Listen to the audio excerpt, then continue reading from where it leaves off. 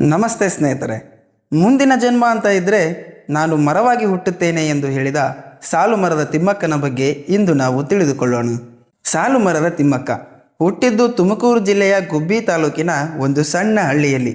ಅವರು ಚಿಕ್ಕಂದಿನಿಂದಲೇ ಯಾವ ಶಾಲೆಗೂ ಹೋಗದೆ ಔಪಚಾರಿಕ ಶಿಕ್ಷಣದಿಂದ ದೂರ ಉಳಿದರು. ಬಡತನದಲ್ಲಿ ಹುಟ್ಟಿದ ಅವರು ಕಲ್ಲಿನ ಗಣಿಯಲ್ಲಿ ದಿನಗೂಲಿ ಕಾರ್ಮಿಕರಾಗಿ ದುಡಿಯಬೇಕಾಯಿತು. ಕೆಲ ಕಾಲದ ನಂತರ ರಾಮನಗರ ಜಿಲ್ಲೆಯ ಮಾಗಡಿ ತಾಲೂಕಿನ ಉಳಿಕಲ್ ಗ್ರಾಮದ ಶ್ರೀ ಚಿಕ್ಕಯ್ಯ ಎಂಬುವರನ್ನು ಮದುವೆಯಾದರು. ಚಿಕ್ಕಯ್ಯನವರು ಕೂಡ ಅಂತಹ ಸ್ಥಿತಿವಂತರೇನೂ ಅಲ್ಲ. ಆದ ಕಾರಣ ಹಸುಗಳನ್ನು ನೋಡಿಕೊಳ್ಳುವ ಕೆಲಸ ಮಾಡುತ್ತಿದ್ದರು.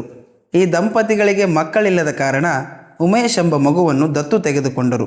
ಕೂಲಿ ಮಾಡಿ ಸರಳ ಜೀವನ ಸಾಗಿಸುತ್ತಾ ಹಳ್ಳಿಯ ಪರಿಸರದಲ್ಲಿ ಆ ದಂಪತಿಗಳಿಗೆ ತಮ್ಮ ಬಿಡುವಿನ ಸಮಯದಲ್ಲಿ ರಸ್ತೆ ಬದಿಯಲ್ಲಿ ಸಸಿಗಳನ್ನು ನೆಡುವುದರಲ್ಲಿ ತೃಪ್ತಿ ಕಂಡರು.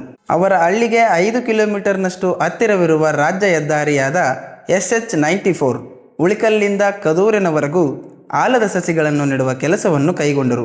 ಅಷ್ಟೇ ಅಲ್ಲದೆ ಆ ಸಸಿಗಳನ್ನು ಹಸು ಮೇಕೆಗಳು ತಿನ್ನದಂತೆ ಬೇಲಿಯನ್ನು ಹಾಕಿದರು. ಅವುಗಳಿಗೆ 4 ಕಿಲೋಮೀಟರ್ ದೂರದಿಂದ ನೀರು ತಂದು ಹಾಕುವ ಕೆಲಸವನ್ನು ತಾವೇ ಕೈಗೊಂಡರು.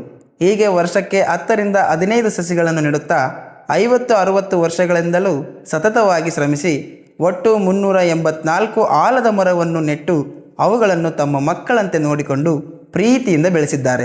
ಅವರು ಯಾವ ಪುಸ್ತಕ ವೃತ್ತಪತ್ರಿಕೆಗಳನ್ನು ಓದದೆ ಹಳ್ಳಿಯಲ್ಲಿನ ಪ್ರಕೃತಿಯ ಮಧ್ಯೆ ಇದ್ದು ಸಹಜವಾಗಿಯೇ ಪರಿಸರದ ಪ್ರಜ್ಞೆಯನ್ನು ಬೆಳೆಸಿಕೊಂಡಿದ್ದಾರೆ.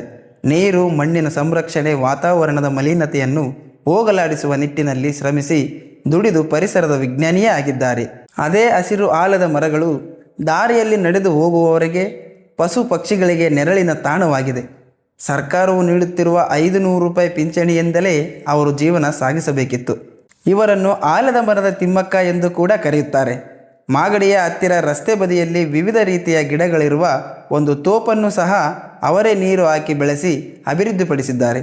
ಇವರ ಪರಿಸರದ ಪ್ರಜ್ಞೆಯನ್ನು ಗುರುತಿಸಿದ ಭಾರತ ಸರ್ಕಾರವು 2019ನೇ ಸಾಲಿನ ಪದ್ಮಶ್ರೀ ಪ್ರಶಸ್ತಿಯನ್ನು ನೀಡಿ ಗೌರವಿಸಿದೆ. ಅಲ್ಲದೆ ಇವರಿಗೆ ಇನ್ನೂ 50ಕ್ಕೂ ಹೆಚ್ಚು ಪ್ರಶಸ್ತಿಗಳು ಲಭಿಸಿವೆ. 2010ರಲ್ಲಿ BBCಯ ಪ್ರಪಂಚದ 100 ಅತ್ಯುತ್ತಮ ಪ್ರಭಾವಶಾಲಿ ಮತ್ತು ಸ್ಫೂರ್ತಿದಾಯಕ ಮಹಿಳೆಯರ ಪಟ್ಟಿಯಲ್ಲಿ ಇವರ ಹೆಸರು ಕೂಡ ಸೇರಿದೆ. ಸಾಲು ಮರದ ತಿಮ್ಮಕ್ಕನವರು ಮಾನವ ಕಲ್ಯಾಣಕ್ಕಾಗಿ ಪ್ರತಿಯೊಬ್ಬರೂ ಶ್ರಮದಿಂದ ದುಡಿಯಬೇಕು ಎಂದು ತೋರಿಸಿಕೊಟ್ಟಿದ್ದಾರೆ. ಮುಂದಿನ ಜನ್ಮ ಅಂತ ಇದ್ದರೆ ತಾನು ಮರವಾಗಿಯೇ ಹುಟ್ಟಲು ಇಷ್ಟಪಡುತ್ತೇನೆ ಎನ್ನುತ್ತಿದ್ದರು.